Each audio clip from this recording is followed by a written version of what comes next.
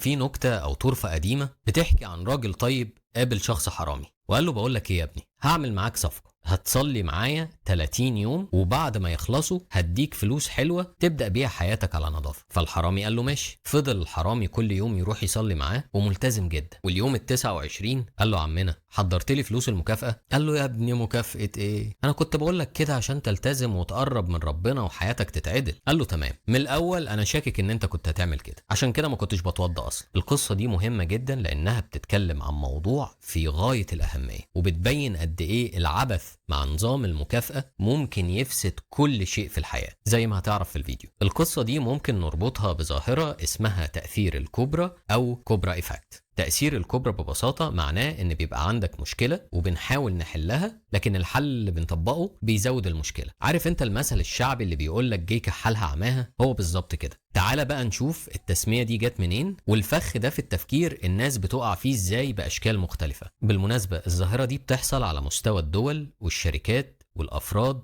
والأسرة وفي التربية وفي السياسة وفي كل شيء تقريبا. في وقت ما في التاريخ وأثناء الاحتلال البريطاني للهند انتشرت مشكلة كبيرة في مدينة دلهي. أعداد تعابين الكبرى كترت جدا وبقت بتعمل كوارث في الشوارع. فحد كده طيب من الحكومة قال لهم ايه؟ قال لهم نعمل مكافأة مادية لأي حد يقتل كوبرا ويجيب لنا دليل إن شاء الله حتة من ديلها. الشعب الهندي الجميل لا يختلف عن المصريين كتير، لموا كل الكوبرا من الشوارع، ومش بس كده عملوا مزارع لإنتاج الكوبرا عشان ياخدوا منها ويدوا للحكومة وياخدوا المكافأة، وعملوا فلوس حلوة. الحكومة خدت بالها قالت يا جماعة صح كده، وعشان احنا هطل يعني طب مش هنصرف مكافآت. فايه اللي حصل؟ اللي عنده كوبرا رماها في الشارع، فالمشكلة بدل ما تتحل زادت. جيك حالها عماها. نفس الكلام تماما بيحصل في البيزنس. صاحب العمل يصرف حوافز بناء على معايير كمية سطحية أو quantitative measures زي حجم المبيعات مثلا، ويهمل المعايير القيمية الكيفية أو qualitative measures. معايير زي هل الزبون راضي ومبسوط؟ هل ممكن يشتري مننا تاني؟ هل بنقدم حاجة تحل مشكلته أو تسد احتياجه فعلا؟ وإيه اللي بيحصل بسبب طريقة التفكير دي؟ بياعين كتير بيبيعوا بطرق غير سوية وغير شرعية ويورطوا الزبون، ويكتشف فيما بعد انه اتضحك عليه والشركه مع الوقت تفلس. فجيك حالها عماها. نفس الكلام بيحصل في التربيه. الاب او الام او المربي بيصرفوا مكافآت ماديه لعيالهم مقابل تفوقهم الدراسي، واللي بيحصل ان العيال بتطلع مش فاهمه قيمه التعلم من اجل التعلم، بل وممكن يتفوقوا فعلا لكن في مجالات دراسيه لا تناسب شخصياتهم ولا مهاراتهم في الحياه. او تلاقي اهالي بيدوا عيالهم مقابل مادي قصاد انهم يعملوا اعمال منزليه هي واجب عليهم اصلا كفرد من افراد الاسره. فالعيال تكبر ومش فاهمه قيمه زي التعاون، ولا فاهمه قيمه زي المسؤوليه الفرديه او الاسريه او حتى المسؤوليه المجتمعيه، ولا فاهمه في اي شيء، وعيال محدش يطيق يبص في وشها. فما تستغربش لما تلاقي العيال بقت معظمها شمال وبتقلع على السوشيال ميديا وبتعبد اللايكات والقرش. وما تستغربش لما تلاقي اشخاص كتير دلوقتي عايزين يجمعوا ثروه باي ثمن بغض النظر عن الطريقه. وما تستغربش لما تلاقي ناس واخده شهادات كتير وبتقرا كتير ولسه جهله برضه. ما تستغربش من الحاجات